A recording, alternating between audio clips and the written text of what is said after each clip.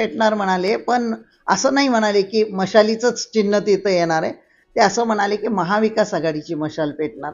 त्याच्यामुळे महाविकास आघाडीचा कोणी पण उमेदवार येऊ शकतो. पण माझ्या मते महाविकास आघाडी ह्याच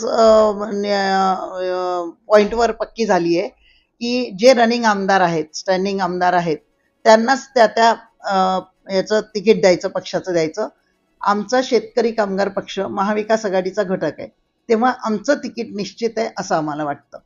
आपण अनेक नेत्यांच्या वरिष्ठ नेत्यांच्या भेटी घेतल्या, अशी देखील चर्चा आहे की तुम्ही इतर पक्षाकडून देखील इच्छुक आहात नाही, म्हणजे महाविकास आघाडीचे. अनेक म्हणजे महाविकास आघाडीचे ज्येष्ठ नेते शरदचंद्र पवार साहेब यांना मी भेटले आणि दुसरं कोणाला भेटले नाही, पण भेटणार होते, पण वेळेअभावी त्यांना भेट झाली नाही.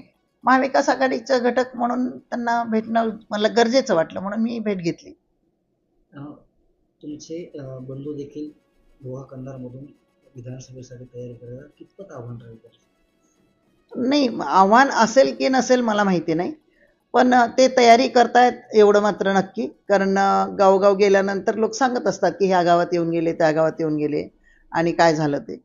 पण मला माहिती नाही की ते निवडणूक लढवणार आहेत की नाही, पण ते आव्हान नक्कीच मी मानत नाही म्हणजे